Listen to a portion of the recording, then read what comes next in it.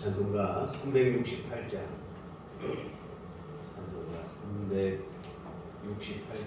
찬송하시고 예배 시작하시도록 하겠습니다.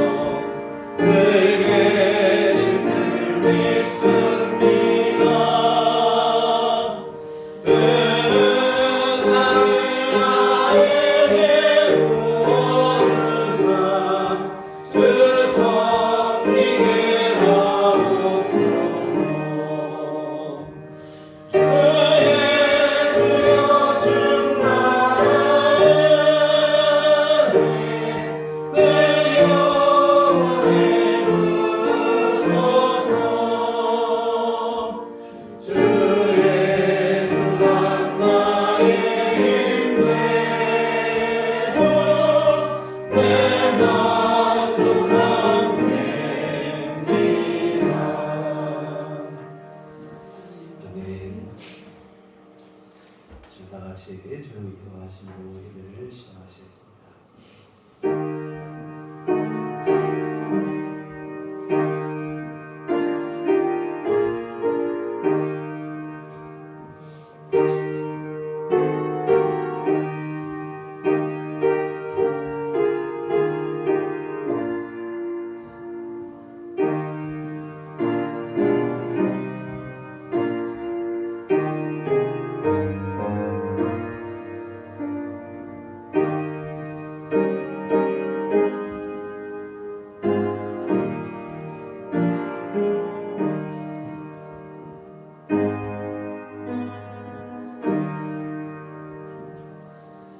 너는 두려워하지 말라. 내가 너를 구속하였고 내가 너를 지명하여 불렀나니 너는 내 것이라. 네가 물 가운데로 지날 때에 내가 너와 함께 할 것이라. 강이 건널 때에 물이 너를 침몰하지 못할 것이며 네가 물 가운데로 지날 때 타지도 아니할 것이요 불꽃이 너를 사르지도 못하리니 대전하는 여호와 내 하나님이요 내 구원자임이라. 아멘. 자리에서 일어나셔서 찬송가 28장 봉송하시겠습니다.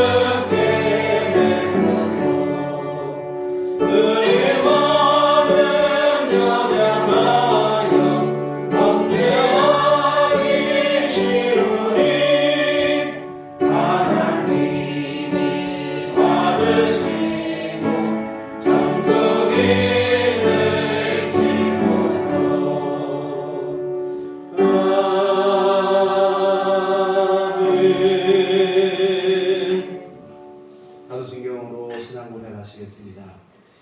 천도라사 천지를 만드신 하나님 아버지를 하나님 믿사오며 우리 아들 우리 주 예수 그리스도를 믿사오니 이는 성령으로 잉태하사 동정녀 마리아에게 나시고 본디오 빌라도에게 고난을 받으사 십자가에 못 박혀 죽으시고 장사한 지 사흘 만에 죽은 자 가운데서 다시 살아나시며 하늘에 오르사 전능하신 하나님 우편에 앉아 계시다가 저리로서 산자와 죽은 자를 심판하러 오시리라. 성령을 믿사오며 거룩한 공예와 성도가 서로 교통하는 것과 죄를 사하여 주시는 것과 몸이 다시 사는 것과 영원히 사는 것을 믿사옵나이다. 아멘. 성시교독은 그러면 50번 10편 116편 말씀 함께 기도하시도록 하겠습니다. 여호와께서 내 음성과 내 간구를 들으심으로 내가 그를 사랑하는도다. 그의 귀를 내게 기울이셨으므로 내가 평생에 기도하리라. 사망의 줄이 나를 두르고 수월의 고통이 내게 이르므로 내가 혼란과 슬픔을 만났을 때에 내가 여호와의 이름으로 기도하기를 여호와여 주께 구하오니 내 영혼을 건지소서 하였도다. 여호와는 은혜로우시며 의로우시며 우리 하나님은 긍휼이 많으시도다. 여호와께서는 순진한 자를 지키시나니 내가 어려울 때에 나를 구원하셨도다. 내 영혼아 내 평안함으로 돌아갈지어다. 여호와께서 너를 후대하심이로다. 주께서 내 영혼을 사망에서 내 눈을 물중에서 내 발을 넘어짐에서 건지셨나이다. 내게 주신 모든 은혜를 내가 여호와께 무엇으로 보답할까? 내가 구원의 잔을 들고 여호와의 이름을 부르며 여호와의 모든 백성 앞에서 나는 나의 소원을 여호와께 갚으리로다. 그의 경건한 자들의 죽음은 여호와께서 보시기에 귀중한 것이로다. 아멘. 성경은 찬송가 4장입니다.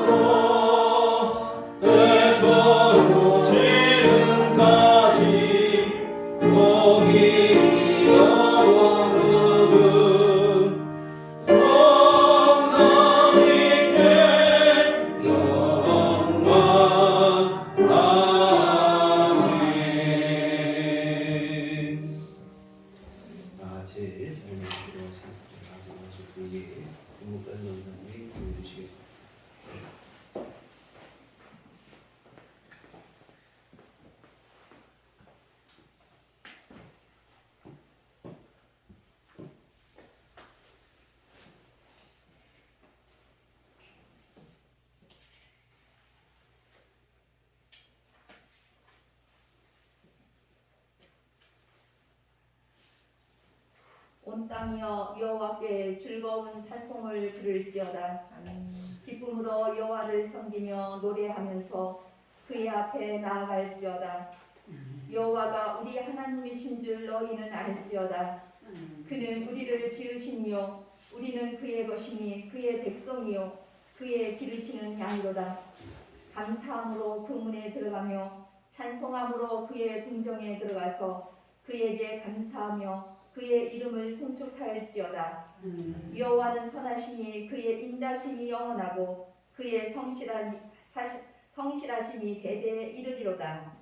거룩하시고 자비로우신 하나님 아버지께 감사를 드립니다. 설 명절에 주님의 은혜 안에서 가족과 함께 보내게 하시고 주님의 복된 날 불러주셔서 주님의 보좌 앞에 나와 예배 드리게 하심을 진심으로 감사합니다. 오직 주님만을 신뢰하고 찬양하고 경배합니다. 영과 진리로 예배를 드리오니 우리들의 예배를 기뻐 받아 주시옵소서. 사랑의 주님, 우리들에게 설 명절 주시니 감사합니다.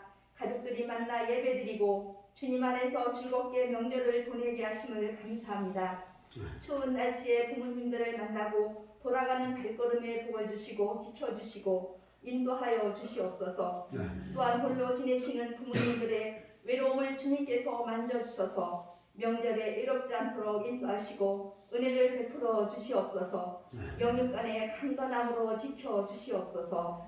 우리나라에 복음을 주시고 설 명절에도 주님께 예배 드리는 은혜를 주심을 감사합니다. 은혜를 베푸시는 주님께 우리들의 삶을 드리오니 인도하옵소서. 주님의 말씀에 따라 기도하며 성령님의 도우심을 입고 한 걸음 한 걸음 나아갑니다. 각자 우리의 삶 속에서 믿음으로 살고 있지만 때로는 영과 이기 어려운 고통 당할 때에도 있사오니 주여 우리를 불쌍히 여겨 주옵소서.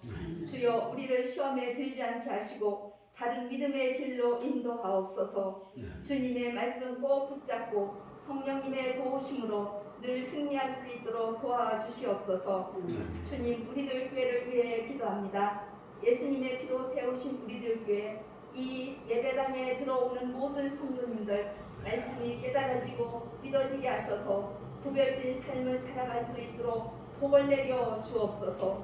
주님께 간절히 부르짖을 때마다 응답하여 주시고 위로와 평안을 충만하게 내려 주옵소서. 교회에서, 가정에서, 직장에서 살아계신 진리의 말씀으로 복음의 빛을 비치게 하여 주옵소서. 주님께서 명령하신 구별된 삶을 기쁨으로 살게 하여 주옵소서. 추운 날씨에 모든 성도님들 건강 주시옵고 질병에서 자유하게 하여 주옵소서. 예배당에 예배 드리러 오실 때에 육체의 고통으로 불편함이 없도록 늘 주님께서 인도하여 주옵소서.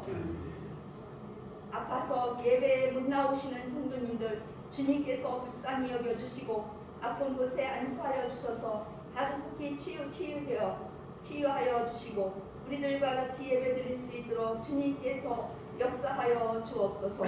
주님, 우리들께를 간섭하시고 동행하여 주셔서 올해에도 믿음으로 전도할 수 있도록 성령 충만함을 주옵소서. 전도의 열매를 많이 맺어 우리들 교회가 부흥할 수 있도록 복을 내려 주시옵소서. 전도뿐만 아니라 우리들의 삶 속에서도 주님께서 기뻐하시는 성령의 열매를 많이 맺게 하여 주옵소서. 우리들 교회 모든 성도님들 우리 주 예수 그리스도의 날에 책망할 것이 없는 자로 또 천국까지 인도하여 주옵소서. 우리들의 믿음이 사람의 지혜에 있지 않게 하시고 하나님의 능력으로 믿음으로 행하게 하여 주옵소서. 하나님의 부르심을 받은 우리들 교회 모든 성도님들 예배로 기도로 찬양으로 승리케 하여 주옵소서. 담임 목사님을 위해 기도합니다. 전능하신 하나님 아버지, 목사님 성도님들을 위해 늘 기도하시고 말씀 준비하실 때마다 지혜와 능력과 성령 충만함을 주시옵소서. 성도님들 살아계신 하나님 말씀으로 잘 인도할 수 있도록 영역을 넓혀 주시옵소서. 목사님 영역간에 강건함으로 함께하여 주시고 늘 새 힘을 주사 피곤치 않게 하여 주시옵소서. 목사님 강단에서 말씀을 선포하실 때 우리는 아멘으로 받아 설 명절에도 우리들의 삶 속에서 하나님의 능력이 나타나 승리하게 하시고 하나님 아버지께 영광 돌리게 하여 주옵소서. 우리를 구원하신 예수 그리스도의 이름으로 기도합니다. 아멘.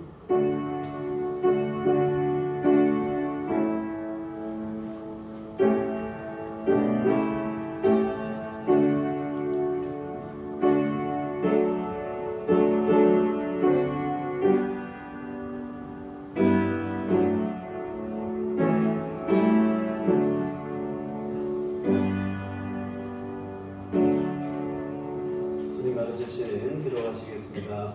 하늘에 계신 우리 아버지여, 이름이 거룩히 여김을 받으시오며 나라의 마옵시며 뜻이 하늘에서 이룬 것 같이 땅에서도 이루어지이다. 오늘날 우리에게 일용할 양식을 주옵시고 우리가 우리에게 죄 지은 자를 사하여 준 것 같이 우리의 죄를 사하여 주옵시고 우리를 시험에 들게 하지 마옵시고 다만 악에서 구하옵소서. 내게 나라와 권세와 영광이 아버지께 영원히 있사옵나이다. 아멘. 이 시간 우리에게 주신 하나님 말씀은 열왕기상, 구약성경 열왕기상 18장 30절에서 40절까지 말씀, 열왕기상 18장 30절 40절 다 같이 한 목소리로 합독하시도록 하겠습니다. 엘리야가 모든 백성을 향하였는데 내게로 가까이 오라. 백성이 다 그에게 가까이 가매 그가 무너진 여호와의 제단을 수축하되 야곱의 아들들의 수파의 수도를 따라 엘리야가 돌 12개를 취하니 이 야곱은 이쪽에 여호와의 말씀이 임하여 이르시기를 내 이름을 이스라엘이라 하리라 하신 자더라.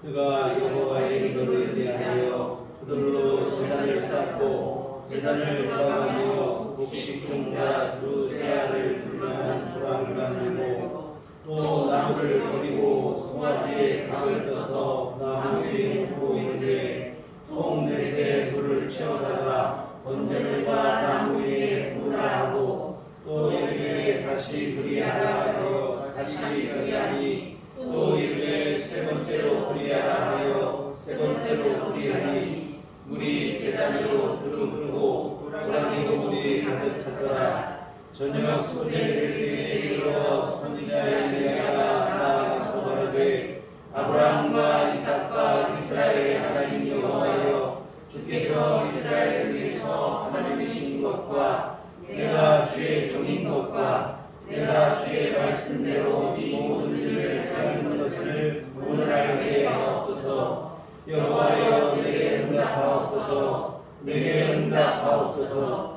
이 백성에게 주 여호와는 하나님이신 것과 주는 그들의 마음을 되돌리심을 알게 하옵소서 하매 이에 여호와의 불이 내려서 번제물과 나무와 돌과 불을 태우고 또 도랑의 물을 흘리라. 모든 백성이 보고 엎드려 말하되 여호와 그는 하나님이시로다. 여호와 그는 하나님이시로다 하니 엘리야가 그들에게 이르되 바알의 선지자를 잡되 그들 중 하나도 도망하지 못하게 하라 하매 곧 잡은지라 엘리야가 그들을 기손 시내로 데려다가 거기서 죽이니라.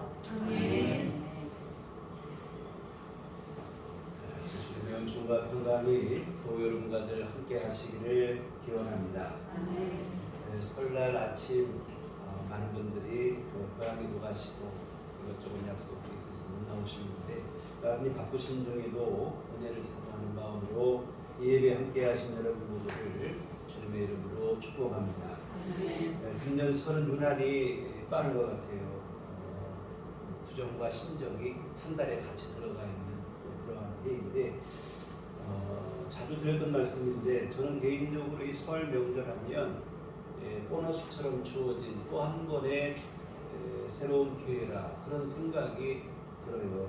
다시 한번 새해를 맞이하는 그런 날이 되어지기 때문인데 혹시 올 연초 새 결심을 하셨다가 작심삼일로 흐지부지 되었다면 금번 설을 기점으로 다시 한번 새로운 각오를 또한 다짐을 하시고 새로운 시작을 하는 것도 좋겠다는 생각을 가져봅니다. 지난주에 우리는 천국과 영생의 관점에서 오늘의 삶을 살아야 할 것에 대해서 함께 말씀을 나누었습니다.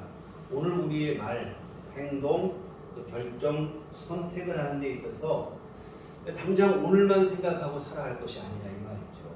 주님 앞에 서는 날 오늘 내가 산 이 삶이 어떤 평가를 받을 것인가, 주님은 어떤 일에 칭찬하시고 또한 인정하실까, 이것을 먼저 생각을 할 수 있어야 됩니다. 이런 마음으로 오늘의 삶을 사력 있고 지혜롭게 살아내셨으면 좋겠습니다.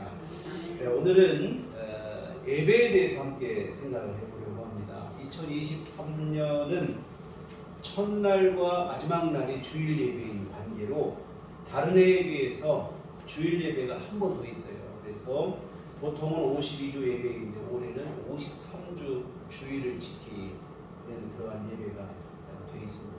오늘 이미 네 번째 주일이 되었는데 남은 49번의 주일 하나님을 기쁘시게 하는 예배 생활이 되시기를 바라는 마음으로 오늘 말씀을 함께 나눕니다.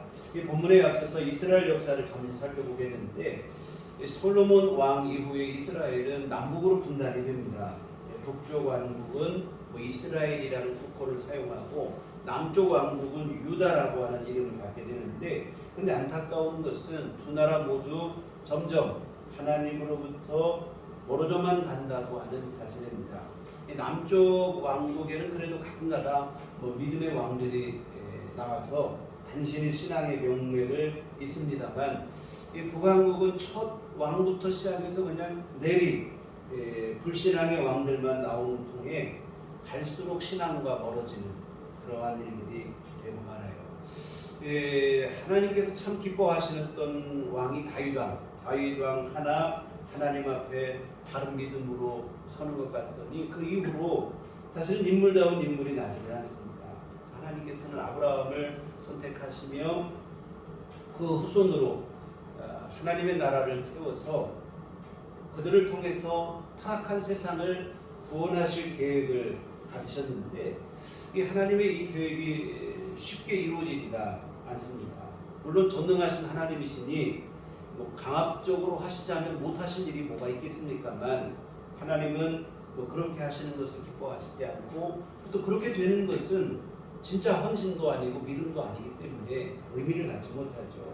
여하튼 자원하는 신앙을 통해서 이루시는 것을 기뻐하시는데 하나님의 마음에 합한 인물이 도대체 잘 나오지를 않는 안타까운 현실입니다.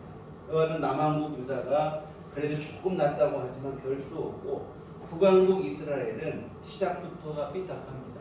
여로보암 왕이 금송아지 우상을 만들어 숭배하더니 그 뒤로 이어지는 왕들도 뭐 별반 다르지 않고 오히려 갈수록 더 태산인 그런 상황이 됩니다. 특히 아합 왕, 오늘 본문에 우리가 보시게 될 아합이라는 왕은 북왕국 이스라엘의 7번째 왕인데 초대 왕이었던 여로보암보다도 더 지독한 우상 숭배자가 되어집니다.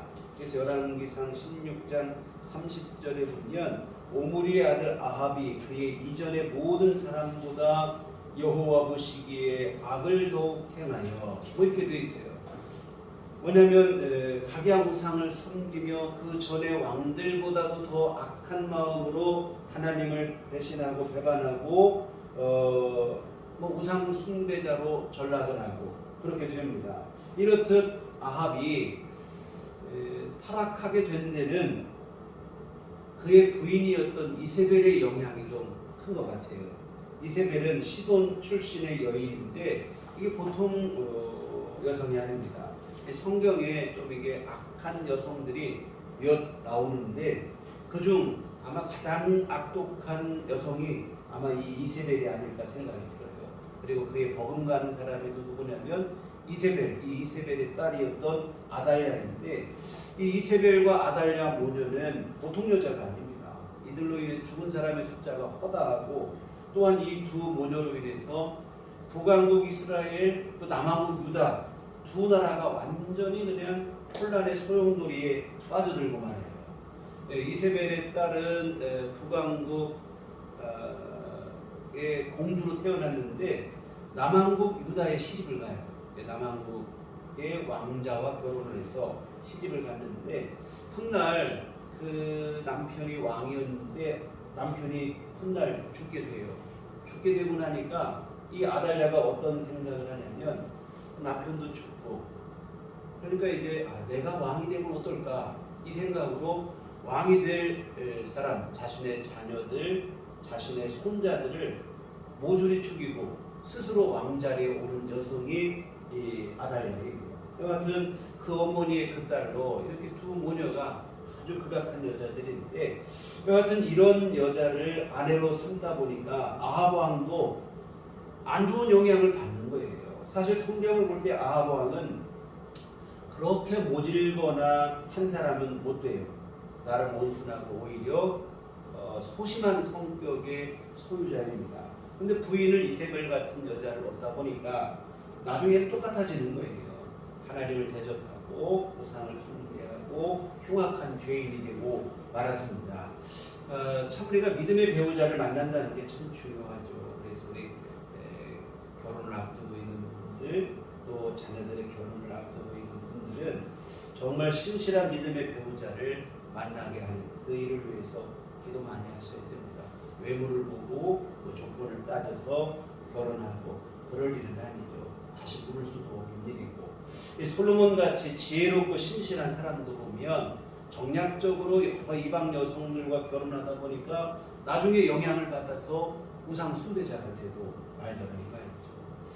여하튼 악녀 이세벨로 인해서 아합 왕 그리고 북왕국 이스라엘은 완전히 우상의 나라가 되고 말았습니다. 이 하나님께서 엘리야를 통해서 아합 왕에게 징계의 말씀을 선포하시는데 17장 1절을 보시면 길르앗에 우거한 자 중에 디셉 사람 엘리야가 아합에게 말하되 내가 섬기는 이스라엘의 하나님 여호와께서 살아계심을 두고 맹세하노니 내 말이 없으면 수년 동안 비도 이슬도 있지 아니하리라 하니라. 하나님께서 이처럼 우상 숭배에 빠진 북이스라엘을 선지자 엘리야를 보내셔서 그들에게 경고의 말씀을 하시는 거예요. 내 말이 없으면 앞으로 수년 동안 비는 그만두고 이슬도 내리지 않을 것이다.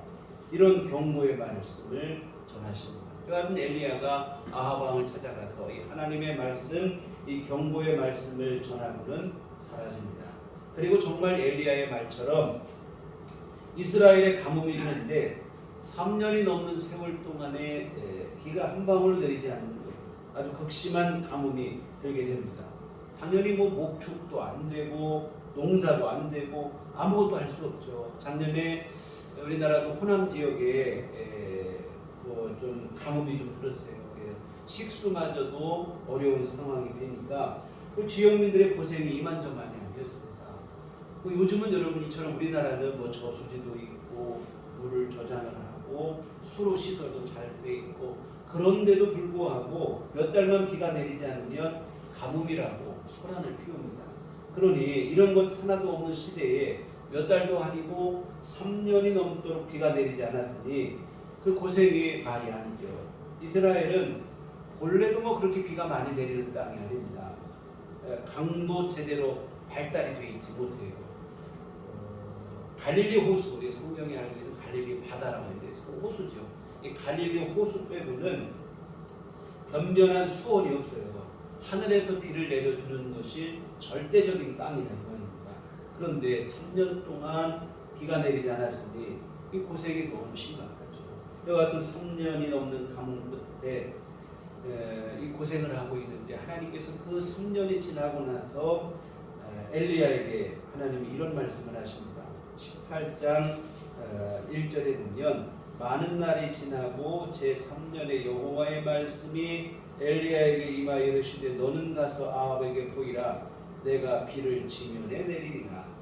다시 비를 내리실 것이니 너는 아합 왕을 찾아가라는 거예요. 사실 비가 내리지 않은 기간 동안 아합이 한 일이 뭐였냐면 엘리야를 찾느라고 정신이 없었어요. 엘리야의 말이 있은 후에 비가 딱 끊기니까 엘리야를 찾기에 혈안이 된 거예요. 뭐냐면 생각할 때 엘리야의 저주로 비가 내리지 않으니 빨리 엘리야를 잡아서 그 저주를 풀어보겠다. 이 참 아합 왕이 참 단순하고 우상에게 눈이 멀다 보니까 판단력이 흐려지는 거예요. 여러분 이런 가뭄이 내리게 되면 국가적인 가뭄이 3년 동안 내렸잖아요. 그러면 가장 먼저 생각할 게 뭐냐면 하나님 앞에서 자신을 돌아보는 일인 줄 믿습니다. 그럼 국가적인 가뭄, 장기간의 이 가뭄이라고 하는 것은 구약시대 하나님의 징계의 한 방법입니다. 그냥 비가 안 오는 게 아니에요. 하나님 앞에 뭔가 막힌 문제가 있고 죄가 있기 때문에 그렇습니다. 그러므로 이런 상황에 직면하게 되면 해야 될 일이 뭐냐면 하나님 앞에서 자신을 돌아보는 일이라 이 말입니다. 이 아합 왕의 경우는 어떻습니까? 자신의 우상 숭배를 돌이켜야 되죠. 그의 우상 숭배로 인해서 이런 기근이 온 나라에 임하여 모두가 고통을 받고 있구나.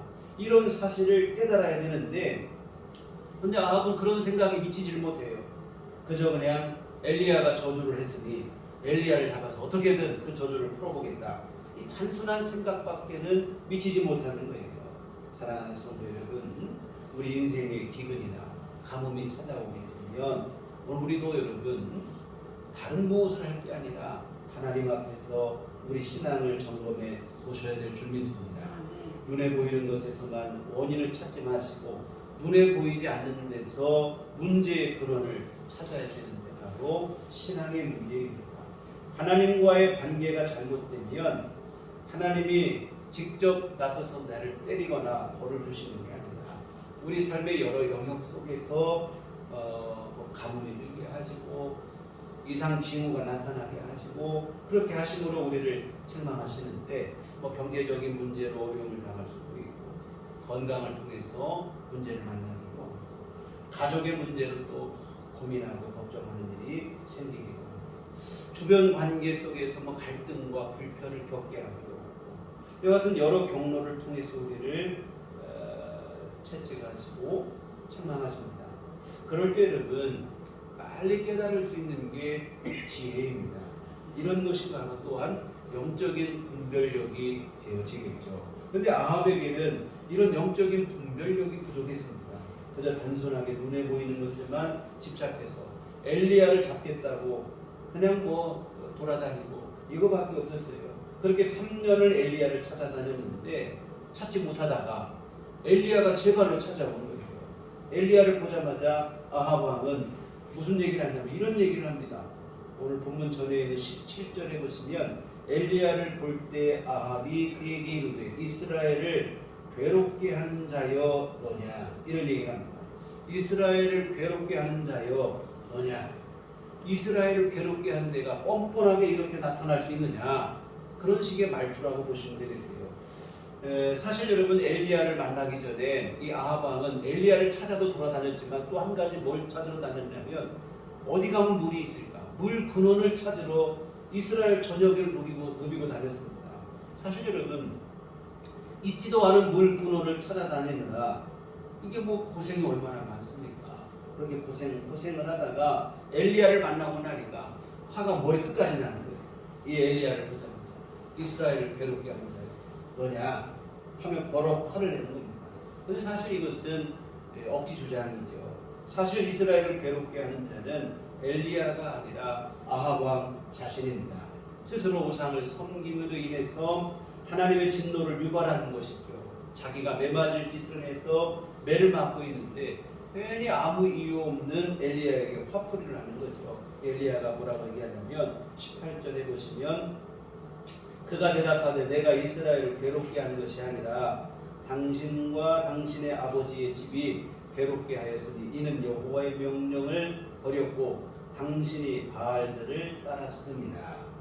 엘리야가 정확하게 지적을 하는 거죠. 내가 이스라엘 괴롭게 하는 게 아니라 당신과 당신의 아버지가 하나님 명령 어기고 우상을 쫓았기에 이런 기근이 찾아온 거 아니냐. 이스라엘에 왜 이런 기근이 찾아오고 왜 이런 가뭄 때문에 고생을 하게 되었는지 그 이유를 정확하게 가르쳐 줍니다. 그런 후에 엘리야가 이 아합 왕에게 한 가지 제안을 하는 거예요. 19절에 보면 그런즉 사람을 보내 온 이스라엘과 이세벨의 상에서 먹는 바알의 선지자 450명과 아세라의 선지자 400명을 갈멜산으로 모아 내게로 나오게 하소서. 이 바알 선지자와 또한 아세라 선지자들을 불려서 내 앞에 나오게 하자. 갈멜산 앞에 모이자. 뭐냐면 대결을 하자는 거예요. 엘리야가 섬기는 하나님이 진짜 신인지 아니면 아합과 이스라엘이 섬기는 바알과 아세라가 진짜 신인지 함께 우리 겨뤄서 대결을 하고 판결을 내보자, 확인해보자 하는 것입니다. 이리하여 갈멜산에서 대결이 벌어지게 됩니다. 엘리야 한 사람, 하나님을 대표하고 그리고 바알 또한 아세라 선지자 850명이 함께 모여서 대결을 하게 되어지는데 이 대결을 보기 위해서 많은 사람들이 모여들었어요. 이스라엘 백성들이 구경을 나온 것을 쉽게 말하면 이 구경을 나와서 이 사람들 앞에 엘리야가 대결에 앞서서 그들을 향해서 이런 말을 합니다. 21절에 보면 엘리야가 모든 백성에게 가까이 나아가 이르되 너희가 어느 때까지 돌 사이에서 머뭇머뭇하려느냐. 여호와가 만일 하나님이면 그를 따르고 바알이 만일 하나님이면 그를 따를지니라 하니 백성이 말 한마디도 대답하지 아니하는지라. 하나님과 우상 사이에서 언제까지 이렇게 양다리 걸치고 머뭇거리겠느냐. 하나님이 참 신이면 하나님을 섬길 것이고 바알이 참 신이면 바알을 따라가라. 오늘 양당 간에 결정을 내리자 하는 얘기입니다. 사랑하는 여러분, 이 세상과 하나님 사이에서 머뭇거릴 수는 없는 일인 줄 믿습니다. 하나님이 참 신이시면 하나님을 섬기는 온전한 믿음으로 우리 삶을 살고 하나님의 말씀에 순종하며 하나님께 기도하며 하나님의 역사를 기대하며 믿음으로 사셔야 될 줄 믿습니다. 내가 세상도 줬고 하나님도 섬기고 이중적인 생활로는 사실은 하나님을 감동시킬 수 없습니다. 마음을 오로지 하여 하나님만을 섬길 때 하나님께서 그런 사람을 책임져 주시고 보호해 주시는 줄 믿습니다. 오늘 본문의 엘리야처럼 한 나라의 왕 앞에서도 주눅들지 않는 담대한 믿음의 기백이 필요합니다. 세상 모두가 우상을 향할 때에도 흔들리지 않고 비록 자신 혼자일지라도 당당히 하나님의 하나님 앞에 믿음으로 나가고 하나님을 향한 믿음을 선포할 수 있는 용기가 있어야 될 줄 믿습니다. 그래서 엘리야는 모여든 백성들을 향해서 더 이상 머뭇거리지 말고 분명한 신앙을 가지라 촉구를 합니다. 그런 후에 본격적인 대결이 시작이 되는데 대결의 주제는 뭐냐면 나무 위에 송아지를 올려놓고 각자 자기가 믿는 신에게 간구를 하여서 불러서 불로써 송아지를 태우게 하자 하는 거예요. 이때 자신의 간구가 통해서 불이 응답되어 이 송아지를 불로 태우면 그 응답한 신이 참신이다 이것입니다. 이렇게 해서 뭐냐면 송아지를 올려놓고 각자 자기가 믿는 신의 이름을 부르고 기도를 해서 송아지를 불러 태워주시라 간구를 하자는 것인데 먼저는 바알과 아세라 선지자들이 시작을 합니다. 바알의 이름을 부르며 불로써 응답할 것을 간절히 기도합니다. 이른 아침부터 한낮에 이를 때까지 이렇게 정성껏 기도했는데 아무런 응답이 없어요. 정오가 되자 엘리야가 이 아세라 신자 그들을 향해서 조롱을 하기 시작합니다. 27절에 보면 정오에 이르러는 엘리야가 그들을 조롱하여 이르되 큰 소리로 부르라. 그는 신인지 묵상하고 있는지 혹은 그가 잠깐 나갔는지 혹은 그가 길을 행하는지 혹은 그가 잠이 들어서 깨워야 할 것인지 하니 엘리야가 조롱을 하고 근데 또 큰 소리 좀 해야 될 것 같다. 너희 신이 묵상 중인지 졸고 있는지 좀 깨워봐라. 이 엘리야가 이런 조롱의 말을 하니까 바알 선지자들이 더 화가 나죠.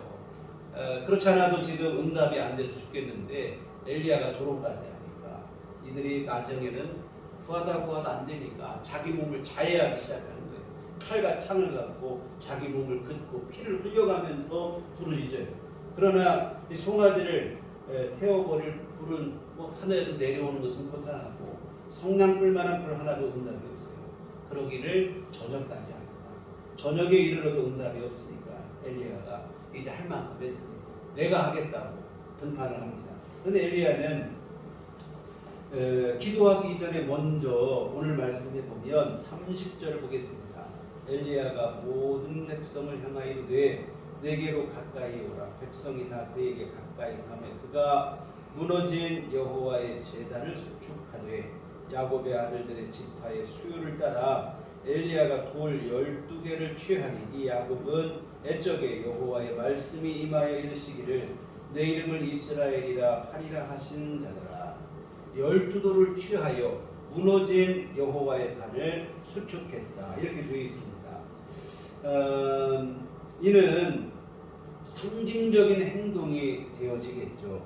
그동안 이스라엘 12지파 안에 무너졌던 예배를 다시 회복하겠다는 그런 의미가 그 속에 있습니다. 뭐냐면 지금 송아지를 드려서 불로서 하나님께 드리는 그 일을 통해서 이스라엘 안에 이 시간을 이 일을 기점으로 예배가 다시 하나님께 온전히 드려지는 일이 회복되기를 바라는 그래서 12돌 12지파를 의미하는 12돌을 취하여 단을 쌓습니다. 그리고 단 주변을 돌면서 도랑을 파고 나무를 놓고 그 위에 송아지를 올려두고 도랑에는 또 물까지 채웁니다. 12통의 물을 붓고 물이 넘쳐서 나무를 적시고 주변을 온통 물로 넘치게 하고 그리고는 엘리야가 하나님께 기도하는데 기도하자마자 불이 하늘에서 임하여 송아지는 물론 나무와 돌과 흙을 다 태우고 도랑의 물까지도 다 태워버리게 되어집니다. 이 놀라운 광경을 보게 된 후에 사람들이 하나님을 경배하는 거예요. 39절에 보면 모든 백성이 보고 엎드려 말하되 여호와 그는 하나님이시로다 여호와 그는 하나님이시로다 하니 이제야 이들이 하나님이 참신이라 하는 것을 인정하고 하나님을 믿음으로 고백합니다. 그리고는 이제 엘리야는 그 우상 숭배자들, 바알 선지자 그리고 아세라 선지자들을 다 잡아서 그들을 기손 시냇가로 데려다가 거기서 그들을 처형을 하게 되었습니다. 이와 같은 이 일로 인해서 하나님이 참 신이라고 하는 것이 증명이 되었습니다. 이와 같은 그리고 난 후에 엘리야가 이제 산꼭대기에 올라가서 이게 이기는 게 중요한 게 아니고 이제 비가 내리는 게 더 중요한 일이니까 엘리야가 산꼭대기에 올라가서 기도하는데 얼굴을 무릎 사이에 놓고 간절히 기도합니다. 이렇게 기도한 후에 자기 종에게 뭐라고 하냐면 올라가서 바다편을 한번 보고 오라. 종이 와서 하는 말이 뭐냐면 아무것도 보이지 않습니다. 엘리야가 또 기도해요. 그리고는 한번 바다 건너편을 봐라. 또 똑같은 얘기 아무것도 없다는 거예요. 이러기를 7번을 하는데 7번째 되었을 때 종이 돌아와서 하는 말이 뭐냐면 저 바다 건너에 손바닥만한 구름 하나가 일어나고 있습니다. 이렇게 말합니다. 그러자 엘리야가 아합 왕에게 뭐라고 하냐면 이제 곧 비가 내릴 것이니 왕께서는 비가 내리기 전에 마차를 챙기시고 빨리 내려가시라. 정말로 그 말을 하고 난 다음에 그 조그만 구름이 큰 구름이 되고 바람이 일어나고 하늘이 캄캄해지더니 큰 비가 내리기 시작합니다. 여러분 여기에서 우리가 생각할 게 뭐냐면 엘리야가 무너진 제단을 다시 세울 때 하나님 앞에 예배를 회복할 때 3년이 넘는 세월 동안 이어졌던 가뭄이 그치고 비로소 비가 내렸다고 하는 사실입니다. 무너진 예배가 회복될 때 비가 내리고 하늘문이 열리게 되어졌는데요. 앞에서도 말씀을 드렸지만 왜 우리 삶 속에 가뭄이 찾아오고 기근이 찾아오고 고난과 시련의 밤이 찾아오는가?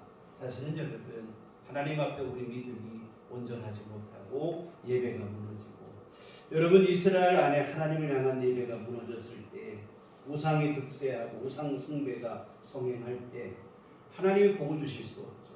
하늘문을 닫으시고 오히려 가뭄과 기근을 내리시고 여러분 하나님께서 이 땅을 보실 때 누구를 찾으시는가? 성경은 영과 진리로 예배하는 자를 찾으신다고 했습니다.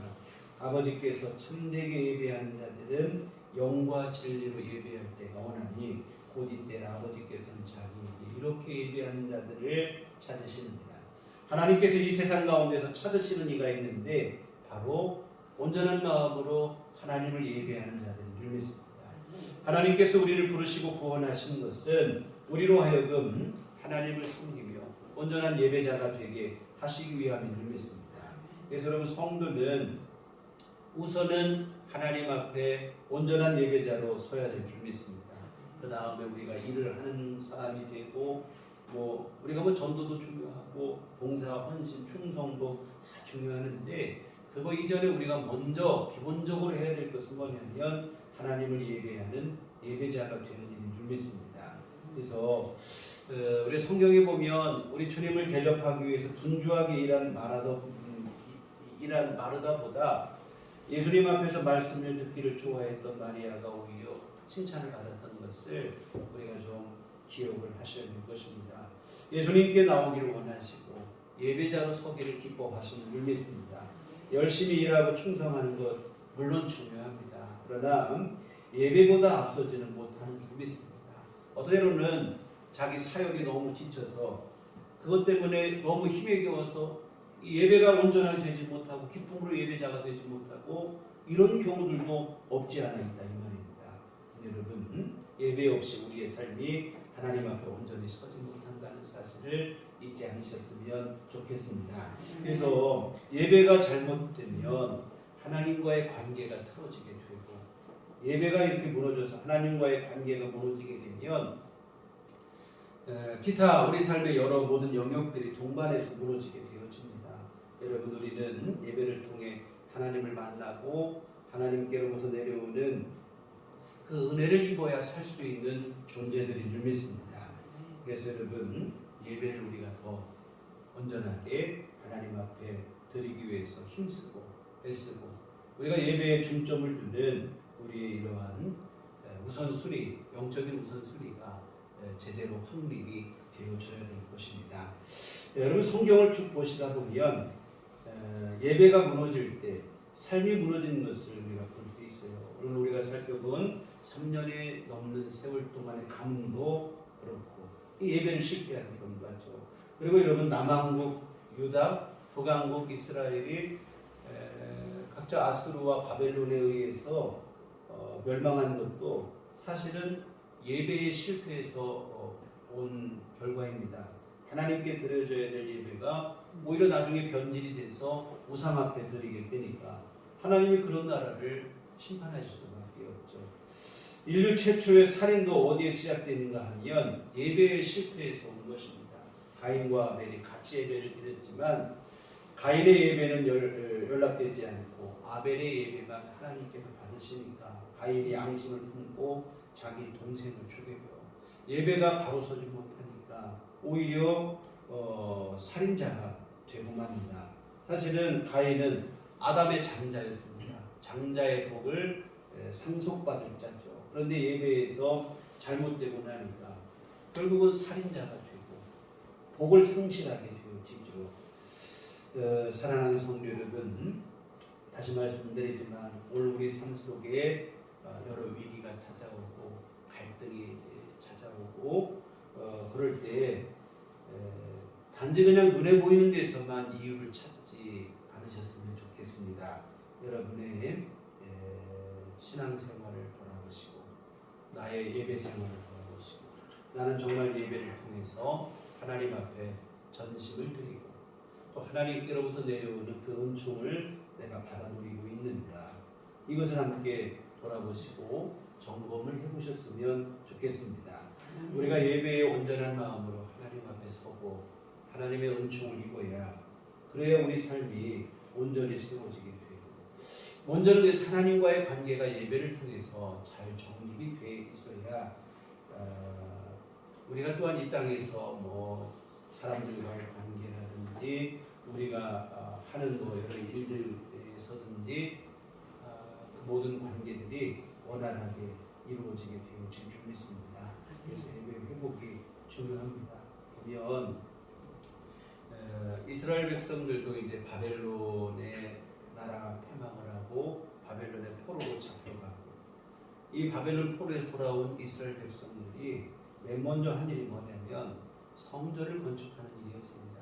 그래서 성전을 건축해서 하나님 앞에 예배하는 일을 다시 시작하고, 그때 하나님께서 학개 선자를 통해서 말씀하시기를 오늘부터는 내가 너의 삶 속에 복을 내리고 은혜를 내리겠다 하는 얘기를 하신 것을 보게 되어집니다.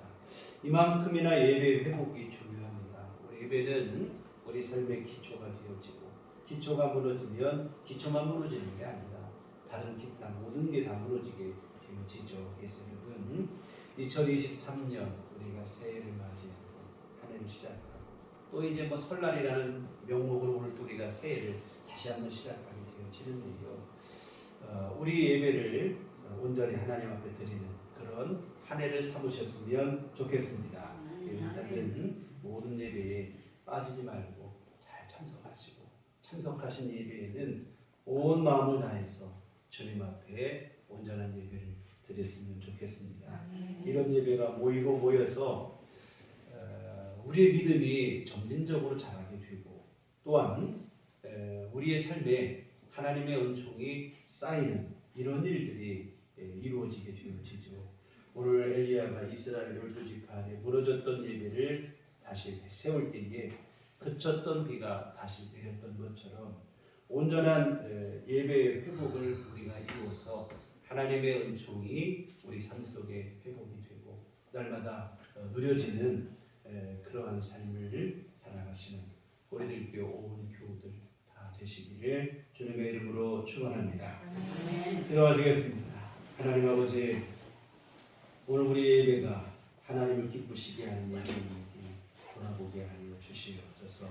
하나님과 나는 예배를 통해서 친밀한 관계를 갖고 있는지 돌아보게 하여 주시옵소서. 하나님, 새해 우리 매주 주님 앞에 온전한 예배를 드리게 하여 주시옵시고, 하나님께 영광과 찬송과 경배를 드리는 예배자가 될 수 있도록 도와주시옵소서. 그리고 귀한 예배를 통해 하늘로부터 내려오는 주님의 은총을 우리 안에 충만히 입게 하여 주시옵시고 하나님의 돌보심과 인도하심과 보호하심 속에서 참 평강을 누리는 한 해가 되게 하여 주시옵소서. 예수님 이름으로 기도했습니다. 아멘. 찬송가 43장 찬송가 43장 찬송하시겠습니다.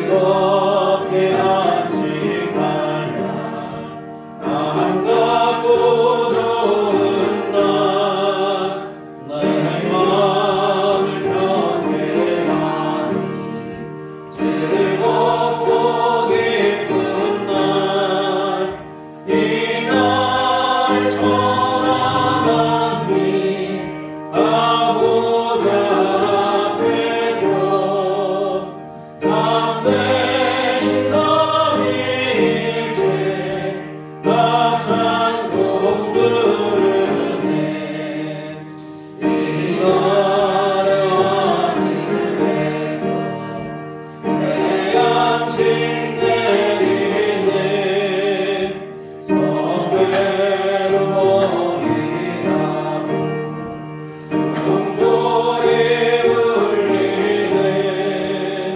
모든이 밝은 빛을 온 세상 비치며 또 영생물이 흘러 시원케 하시네 이 주일 지키는 새해에 입어서 영원히 쉬는 곳에 다 올라가시라 성령이 찬미하고 성자와도 성령 참되신 너일체 나 찬송 부르세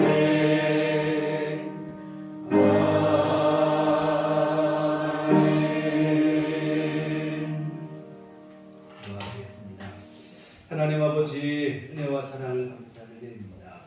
오늘 또 우리 설 명절을 맞이하게 하시고 또한 이렇게 주일로 또 주님 앞에 함께 예배할 수 있도록 은혜를 주시니 감사를 드립니다. 하나님 지난 한 해 동안 돌보신 은혜를 감사하고 또 온 가족이 함께 모이게 하신 또 감사를 드리며 하나님의 귀하신 은혜 앞에 감사와 찬송과 이 헌금을 드립니다.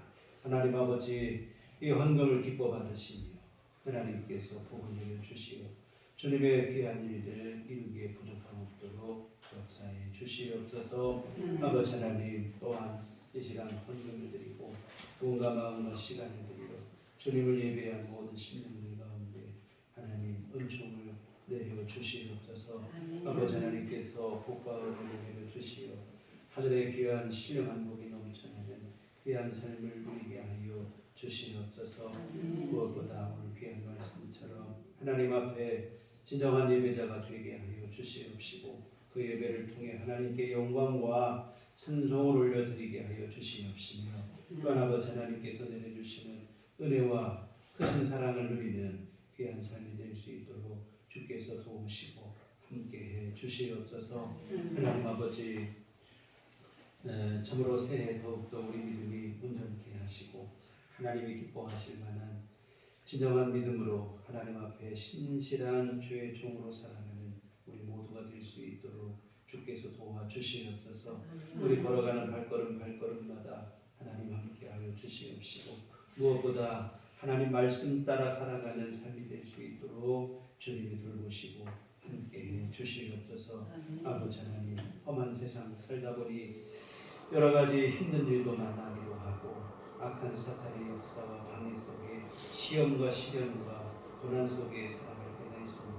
주님 우리 연약하고 부족함을 주님께서 아시오니 주여 우리에게 힘을 주시고 그때마다 주님 역사하시고 동행하여 주시고 아버지 하나님 어떤 것에도 무너지지 않게 하시고 시험 들게 않게 하여 주시옵시고 진정한 주의 은혜 속에 승리자로 살아가는 우리 모두가 될 수 있도록 주께서 함께하여 주시옵소서. 진실로 주 안에서 성령 충만한 삶이 되게 하여 주시옵소서. 우리 하나님의 돌보심과 은혜 속에 하나님 앞에 바른 믿음으로 살아가는 한 해가 될 수 있도록 주님 돌보시고 함께하여 주시옵소서. 또한 날아오기는 주님 우리 안에 건강도 내려 주시옵소서. 아버지 하나님의 돌보심 가운데 건강을 누리게 하시고 늘 새 힘을 주시어서 우리가 감당해야 될 하루하루의 삶을 살아가기 불편함이 없게 하여 주시옵시고 힘들거나 아버지 하나님 어려운 일 없도록 주님이 도와주시옵소서. 무엇보다 아버지 하나님 우리 모두에게 건강 주시면서 병원 신세지지 않게 하여 주시옵시고 하나님의 도우심 안에서 활력 있는 삶을 누릴 수 있도록 주님이 도우시고 아버지 함께해 주시옵소서. 특별히 노년에 계신 우리 성도님들 주님께서 늘 붙잡아 주시고 새해 더욱더 건강으로 주님 함께하여 주시옵소서. 아버지 하나님 질병 가운데 있는 성도님들에게는 주님께서 본능의 성격을 역사하여 주시어서 거듭 명마 떨치고 일어나게 하여 주시옵시고 건강한 생활을 누릴 수 있도록 도와주시옵소서. 아버지 하나님 경제적으로도 하나님 주님께서 우리 모두를 보호하여 주시어서 아버지 하나님의 도우심과 은혜 속에서 풍성함을 누리게 하여 주시옵시고 아버지 하나님 또한 주신 것 만족하고 그 가운데서 감사할 줄 아는 믿음도 우리에게 허락하여 주시옵소서. 아버지 하나님께서 늘 함께 하시며 주 안에 행복하고 복된 한 해 되게 하실 줄 믿사오고 예수님 이름으로 기도했습니다. 아멘. 교회 소식 시간입니다. 우리 서로인들한테 주님만 바라봅시다. 설 명절 아침인데 이렇게 바쁘신 중에도 찾아주시는 분들 남은 연휴 화요일까지 연휴가 계속되는데 가족분들과 함께 즐거운 명절 되시고 특별히 오가는 자녀분들을 위해서 또한 우리 성도님 오가는 가양 귀향길이 있으시면 안전하게 잘 다녀오시고 하시는 그런 시간 되시기를 기도하겠습니다. 교회 밖에 집회와 성경 모침을 경하고 교회 중심으로 경하시는 것을 이해하시면 좋겠습니다. 그리고 우리가 매해 설날이 되면 우리 교회 연세 많으신 우리 성도님들 조그만 선물을 올해도 조그만 선물을 준비했습니다.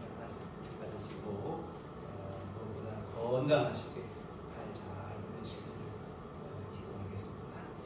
우리 다 같이 자리 재련하셔서 평안을 얻으십니다. 서로 축복하시며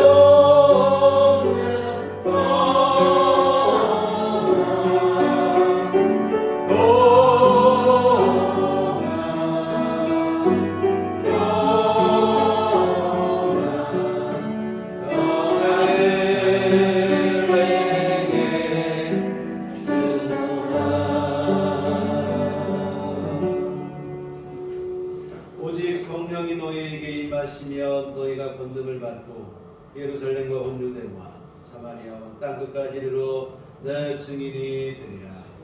내가 주의 증인이 되겠습니다.